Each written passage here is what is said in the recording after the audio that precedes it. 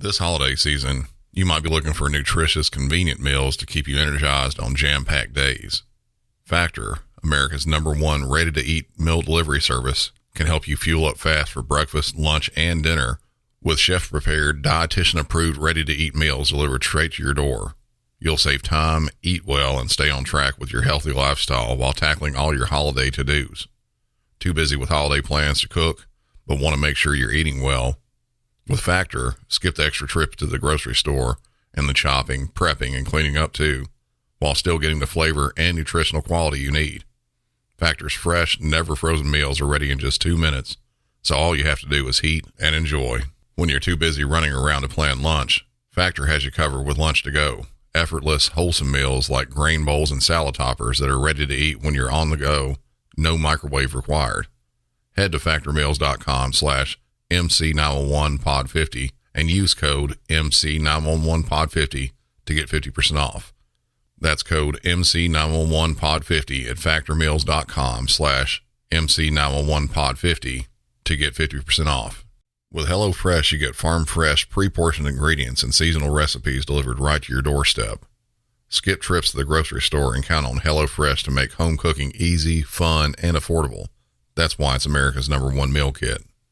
Whether your resolution is to save money, eat better, or stress less, HelloFresh is here to help you do all three. Say hello to your most delicious year yet with fresh ingredients and chef-crafted recipes at a price you'll like, delivered right to your door. So you've resolved to actually sit down and eat dinner around the table, but what do you do about those nights when your schedule is packed? Turn to HelloFresh's lineup of quick and easy meals, including their 15-minute recipes designed to help minimize mealtime stress.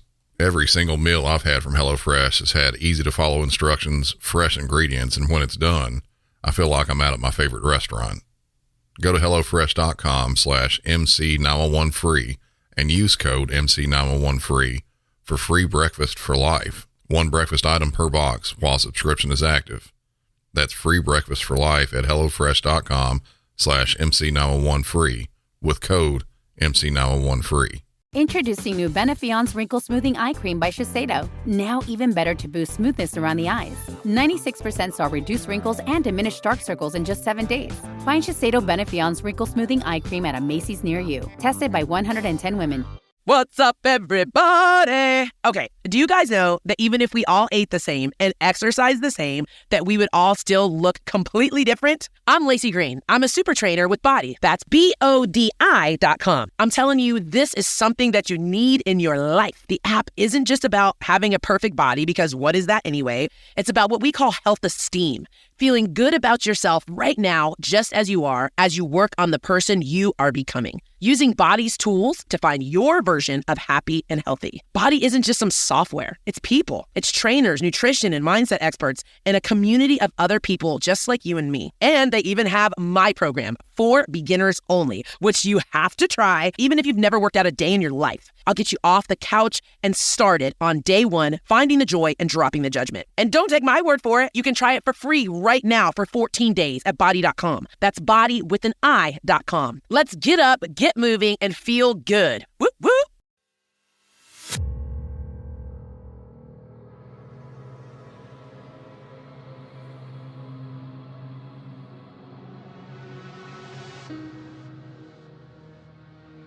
When you hear the word kidnapping, you probably have an image in your head like you see in the movies. A woman walking alone down some dark alley and getting grabbed from behind and drug into a nearby doorway and never seen again. Or a child that's out on a playground in a sea of other children, and the next thing you know, that child is nowhere to be seen.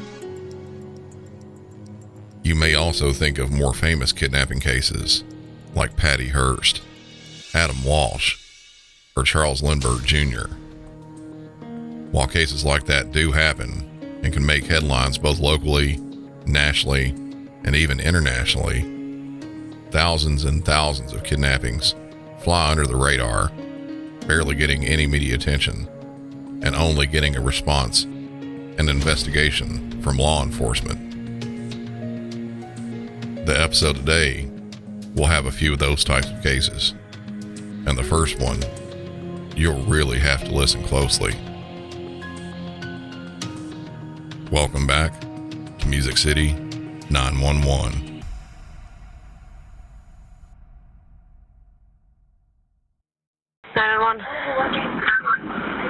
Yes, hi. I'm in the back of a trunk. My license number is YTG or TT? yeah. Which one? YTG. Okay, what do you mean in the trunk? YTG. They threw me in the back of the trunk. Who? It's Deb, Jordan, and then another guy. I'm not sure. Where are you at? Is. Where were you when they put you in the trunk? I don't know. Where were you when they put you in the trunk? Around 6th Avenue. We're at on 6th Avenue. I'm not real sure. I need some kind of location so I can start officers in that area. Well, it's got to be somewhere in the 6th Avenue area. In the 6th Avenue area? Yeah. It's a black Impala. A black Impala? A black Impala. They're out here. I can't talk right now. Sir?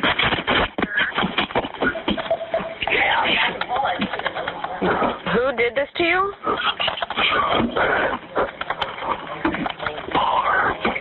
Barb who?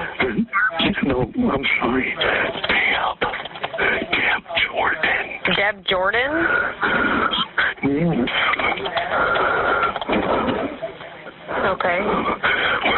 We're stopped right now. Can you? Is there a lever? Listen. In most trunks, Yeah. your cars, I know there's a lever you can pull. There is. Okay, can you pull that lever? But they're in the car. Is the car stopped? Yes. I would pull that lever and take off running.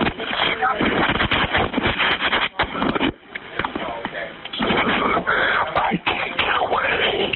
Why not? They're right here. They're right here. How long were you in the car? I've been in here about 15, 20 minutes. Can you GPS me? I did. I have officers started for the area. Okay. But I don't know. I can't say for sure that's where you're at. It's a black Impala. What?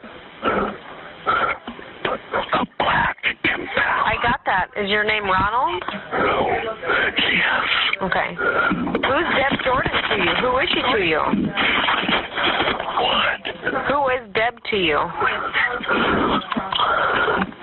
Just a friend. What? Just a friend. A friend? Well, not really a friend. I can't hear ya.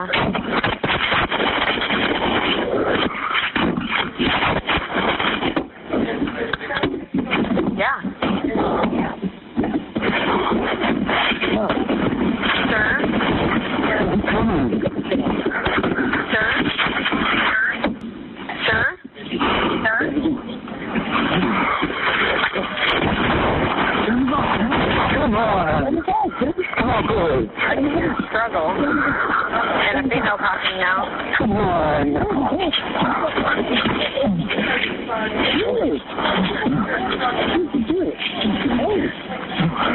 Come on. Stop it. Come on. I'm trying to tell him that thing. Will you stop that? Stop. I'm not going to tell anything. Hello? No, come on, just let me go. I ain't going to tell nothing. No, I'm not. I don't even know your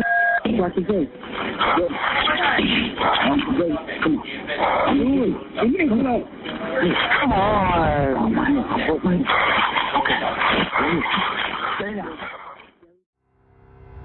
The call, which was around 10 minutes total, is cut off there. I'll have to give the reason after some details are given about the incident. The caller, 60-year-old Ronald Karras from Des Moines, Iowa, was calling 911 from the trunk of his own car after being kidnapped. The dispatcher asked his location, which we're always required to do, but even though Ronald wasn't able to give an exact location, the dispatcher repeated asking for any location information, including a possible area where they had started at. He gave a reply of what he thought was the correct location where this all began, and later asked if they could use the GPS from his phone to track him. He also didn't know where he was being taken to. Luckily, the city of Des Moines, Iowa, in 2014 on April 11th, just before 6 a.m. when this happened, they had the technology to be able to use that GPS function during a 911 call. Police were started, but Ronald's car was still mobile at the time of the call. He believed that he had been in the trunk of the car moving around for about 15 to 20 minutes. A good vehicle description was given, including his own license plate number. This gave something for the police to look for when they got close to the location of the GPS signal. When Ronald was asked who did this, and it was sort of hard to hear, he said Deb, and said she was a friend. Towards the end of the call, the GPS stopped updating. The car had stopped. You can hear Ronald talking with his abductors at the end, him saying that he wouldn't tell anyone. That's where the call we heard ended. Police located Ronald's car a few minutes later inside Prospect Park. What they found around the car matched what was heard in the minutes of the call that wasn't released. Ronald's friend, or as he stated, not really friend, Deborah Oliver, had been staying with him in his home for a few days. A mutual friend of theirs named Cameo Harris said Deb had called Ronald her roommate. Cameo had known Deb since childhood and Harris for around 10 years. She later painted a picture for police of what happened leading up to just before the 911 call was placed. Cameo stated that the three of them were together around 2 a.m. on April 11th when they went out looking for alcohol. Deb was driving, Cameo was in the front seat, and Ronald was in the back seat. When they got close to a McDonald's at the corner of 6th Avenue and University, a man named Earl Carmichael, along with another man named John Deering, were sitting on the side of McDonald's drinking alcohol. They flagged down Deb. John Deering was also a longtime friend of both Deb and Cameo. They got in the car with others and went to a close-by market called Quick Trip, but it was already too late to buy alcohol. Their plans changed, and they went to a nearby drug house to try to score something. While on the way to the house, Cameo noticed John was in what he said was kind of a happy mood, but was moving fast, and Deb kept telling him to calm down and be quiet. When they got to the house, Cameo got out of the car and was about to go in when she noticed Deb and John had also exited the car and started arguing face to face. Earl and Ronald stayed in the car. When Cameo came out, the argument had escalated a bit. She said that John was being aggressive towards both her and Deb. She then said that Deb told Ronald to get in the front seat of the car, and then saw Deb grab John by the shirt. She was bigger than John, and she said she wasn't going to let him put his hands on her. Deb got back in the car and drove away, leaving John behind.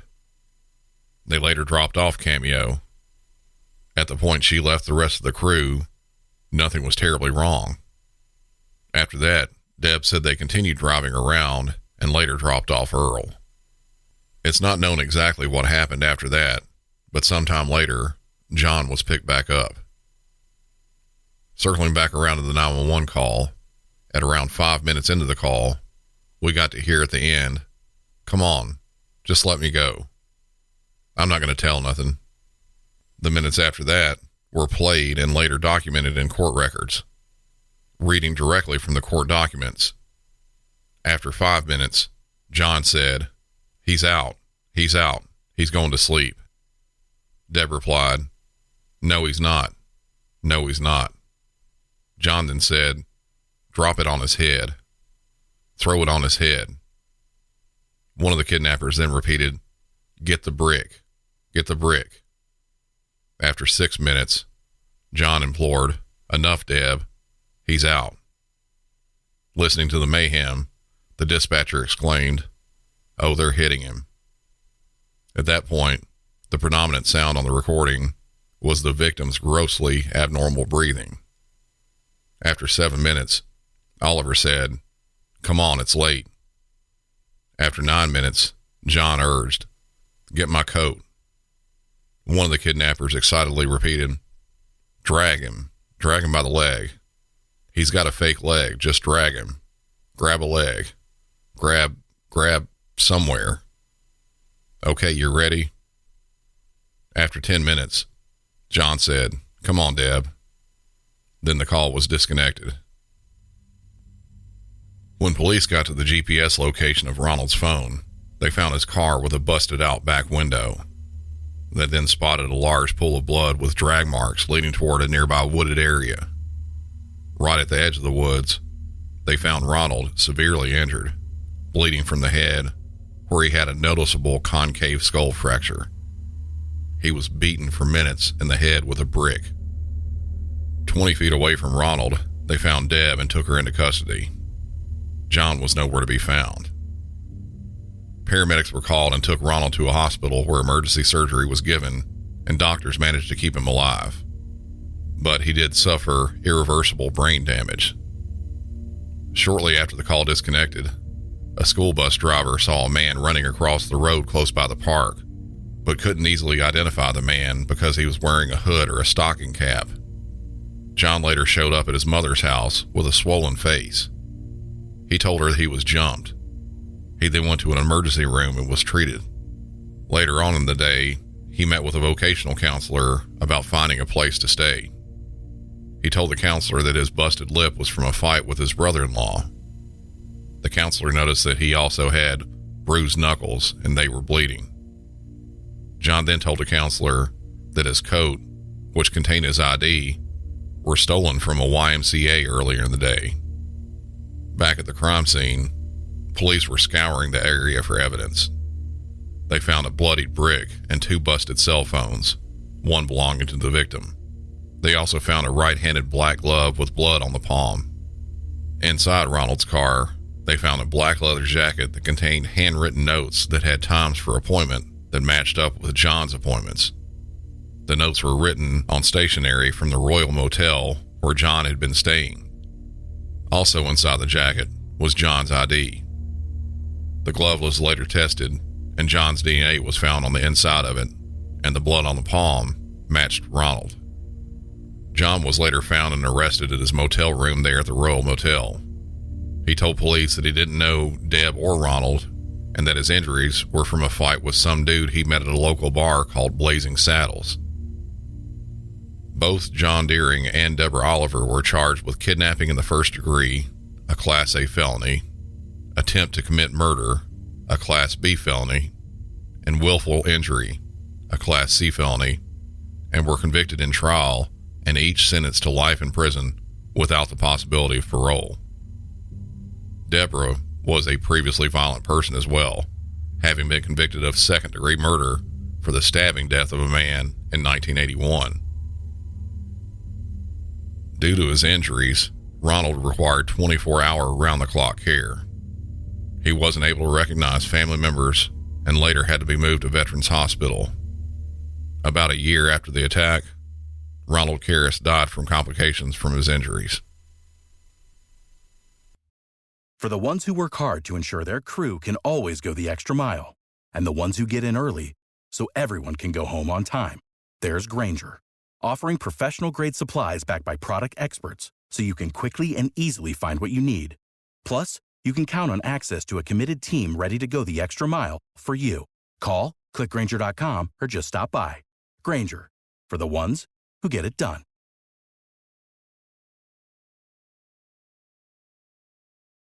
Are you struggling to lose weight and keep it off? Tired of wasting time and money on starvation diets that lead to more frustration and stress? If there was a weight loss solution that could actually work for you, would you try it? Then head to Golo.com. I'm Steve. I lost 138 pounds in 9 months on Golo. I'm Amber. I've lost 128 pounds with Golo Taking Release. If you're ready to take back control of your life, head to Golo.com now and see how Golo can work for you. That's GOLO.com. My sleep is way better. My inflammation has gone way down. Golo saved my life. I was way overweight. That's what sent me down the path. I wanted to make sure and live for my kid. I have literally tried everything. I was on the verge of getting gastric bypass surgery, and I saw the Golo commercial, and it was the last thing I tried because it worked. Join over 2 million people who have found a better way to lose weight with Golo. Your healthier and happier life begins at Golo.com. That's GOLO.com. Again, GOLO.com. What's the address of the emergency? Yeah. Okay, what's the problem today? My girlfriend, she's sick. Not sure if it's an allergic reaction or if there was possibly something in the food that somebody gave her. But she's been puking. And I'm super spacey. It's hard to talk. And my hands and my feet and my arms are super numb. Are you having difficulty swallowing? I feel like my breathing is jacked up too. Okay. Do you feel like your throat is swelling? I don't know. My face is numb, up to my cheekbones. And I've puked 5 times now. And I don't know if it's an allergic reaction or if they drugged me with something. 'Cause I was fine. And then I ate a cupcake. I ate one. I was fine. I ate another one. And then my face started instantly going numb. Okay. And then they kept asking if I was getting tired or not. Where was this at? Something's at my house.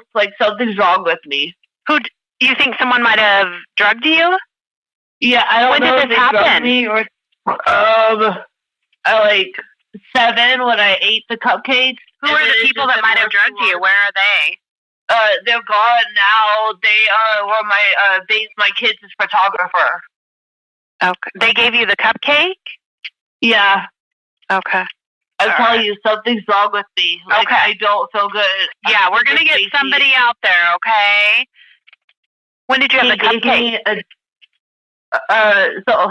So it was about that same time frame. So she gave me a glass, and it ended up being wine, and I had a sip of that when I found out it was wine.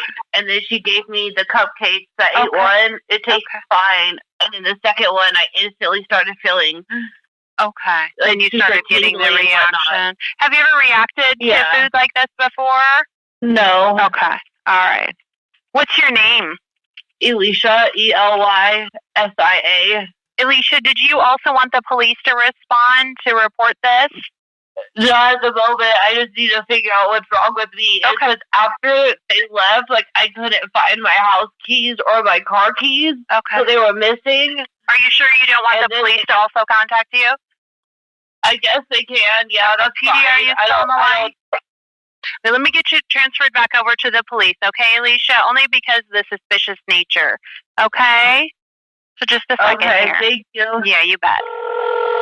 Alicia, go ahead and talk to my partner, okay? Okay. Hey there, Alicia. This is the police dispatch. Okay, sounds like they got that place started for you. The person that you think drugged you, are they still there with you? No. No, they're not? Okay. Okay, and who do you think it is that drugged you? They were my photographer for my kids. Okay, and how long ago were they with you?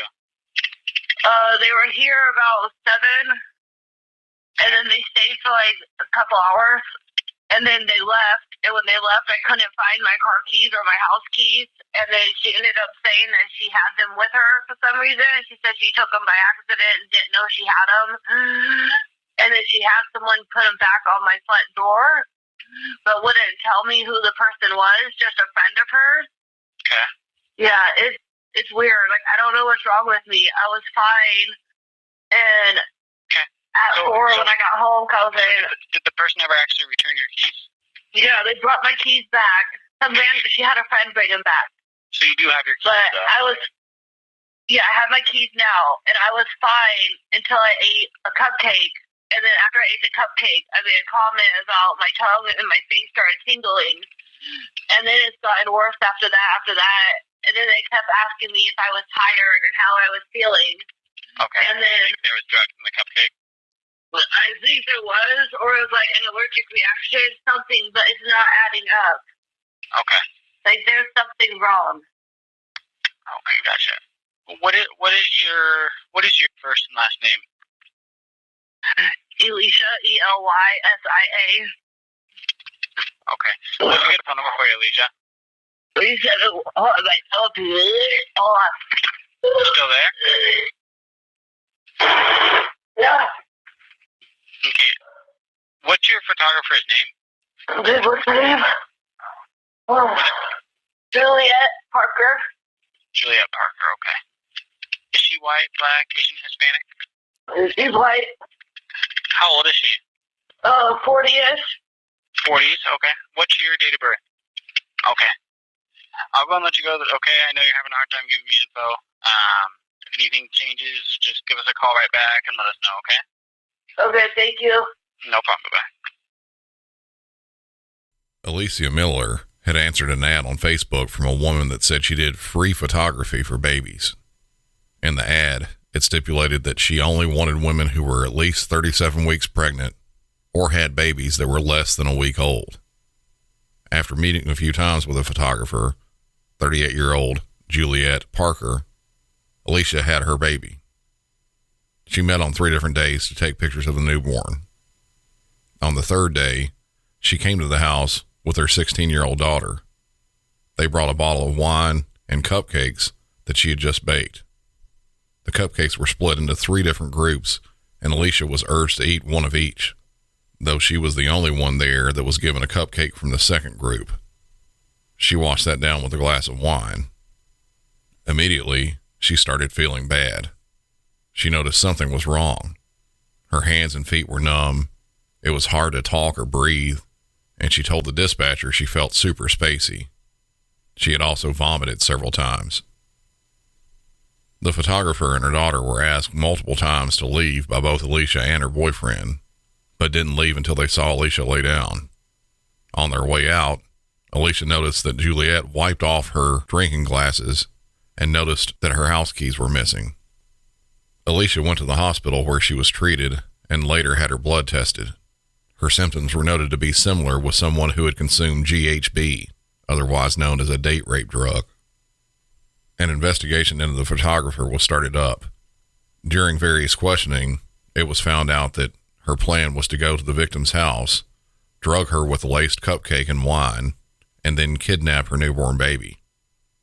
Her ill intentions began even before posting her ads on Facebook, of which she posted under 3 different names: Juliet Parker, Juliet Noel, and Juliet Gaines.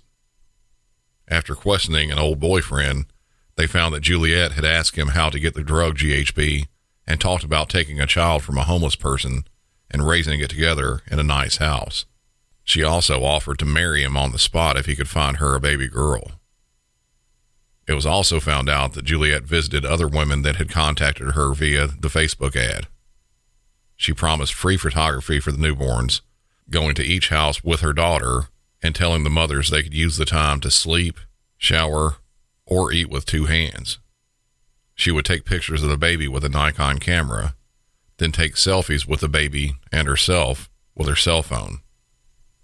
Both Juliet and her 16-year-old daughter were arrested and charged with 2nd-degree assault and 2nd-degree attempted kidnapping. Bail for Juliet ended up being $150,000, which her father paid. Juliet's past is an absolute roller coaster. In 2014, she was charged in U.S. District Court with larceny and trespassing at a military base in Washington State. She told police she was hiking and wasn't aware she'd been on property belonging to the military. When she was there, she found some old ammunition and took it home with her. She was also charged with reckless burning in the 2nd degree when she and her then boyfriend were trying to dismantle a 20-millimeter shell they had found, and it exploded in their faces. They were initially charged in that with possession of an explosive device, third-degree assault and reckless endangerment, but pled down to the charge of second-degree reckless burning and were both given suspended sentences. That's the downside bit of the roller coaster. What's even more surprising and on the upward end of the ride, Juliet was once a mayoral candidate for the city of Colorado Springs, Colorado, the second largest city in the state. She lost to the incumbent, but managed to still gain over 11% of the votes, edging out several other candidates. From all searches, it seems that Juliet is still out free on bond, awaiting trial. The last call, well, you just won't believe it.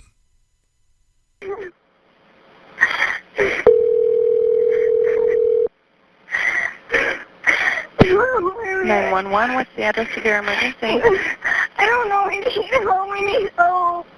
What's the address? I don't know the address. I don't know where we are. Are you at a house? Are you at a business or a home?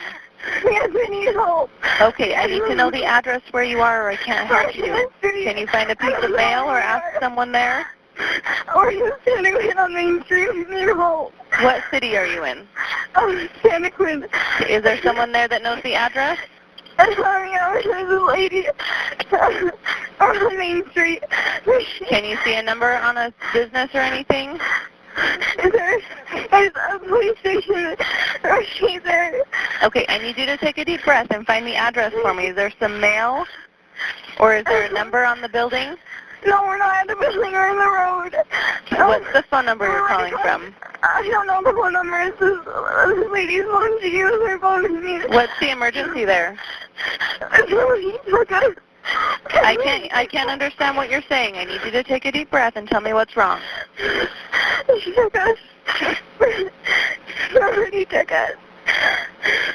And then she got out and we need help. Okay, I can't understand what's going on. What happened? Somebody.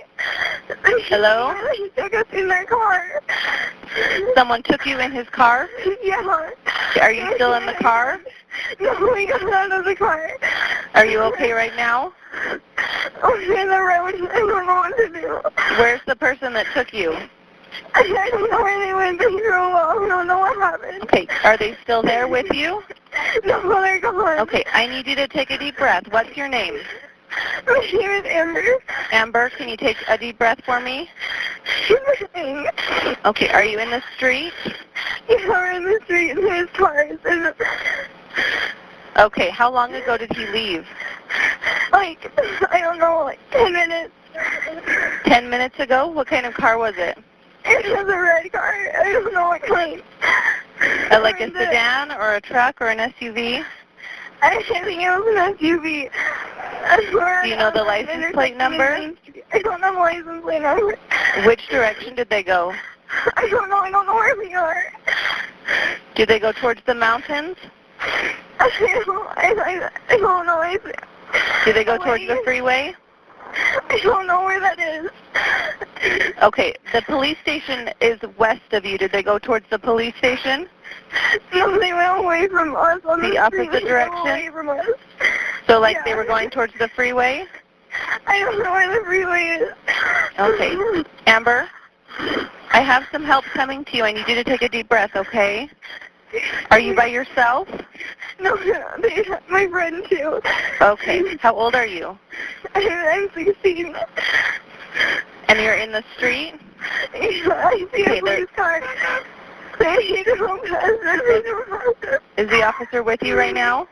No, they drove past us. Amber, what's your last name? How do you spell it? And your date of birth? And what's your friend's name? Bree. Name? B-R-E. Okay, Amber, I can't understand you. Amber, I can't understand what you're saying. Can you spell out Bree's name? It's B-R-E-E. Okay, do you need an ambulance? I don't know. Are you hurt? My foot hurts, but I think it's fine. I don't know. Okay, can you see the police car? Yeah, he's talking right now. He's with us right now. Okay.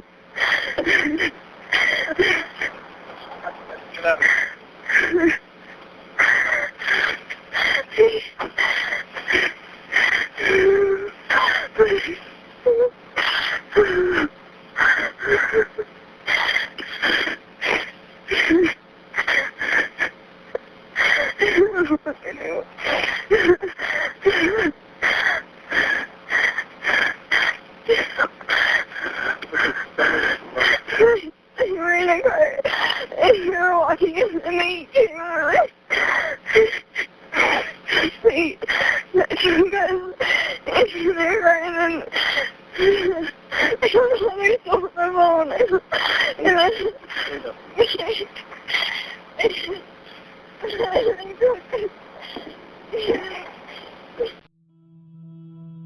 In 2014 in Bountiful, Utah, a 16-year-old and a 17-year-old girl were having a sleepover. They decided at around 2 a.m. on September 9th that they wanted to sneak out and go for a walk. While out walking, a red SUV occupied by 2 men and a woman stopped and offered a ride. When they declined, the 2 men got out and forced both girls into the vehicle at knife point.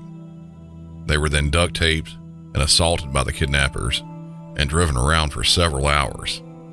19 hours after they were abducted, while on a short stop while the suspects exited the vehicle, one of the girls managed to free herself and then freed her friend as well. They then ran from the SUV.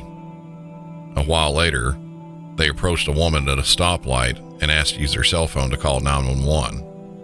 The driver said one of the girls had duct tape around her neck and mouth. The girls later described the suspects to the police. One of the men in his early to mid-20s with light brown hair and a tattoo on his left arm, and the second was taller than the other, probably mid-30s with dark hair. The woman had longer blonde hair and was between 25 and 35 years old. The girls were found 75 miles away from home in the town of Santa Quinn. Police in the area were on the lookout for that red SUV. They started questioning potential witnesses and went to close-by businesses to see if anything was caught on their security cameras. When police checked the footage of a convenience store in a neighboring town, they got a huge break in the case, though it wasn't at all what they were expecting. When police were looking at the video that was obtained, they saw both girls casually walking into the store and walking around right in the middle of the time they claimed to be abducted. They were later questioned again and told police the entire thing was made up. It was a hoax. They were never kidnapped. Sergeant Troy Killian with the Bountiful Police Department said that they never really got the true story of why they did it, but he said his best guess was that they took a public bus transportation to other towns, stopping a couple times along the way, and weren't able to get back because it was a one-way trip and got stuck. Police believe they spent extra time in the town of Payson, where they bought the duct tape. Both of the teens were eventually charged with filing a false police report.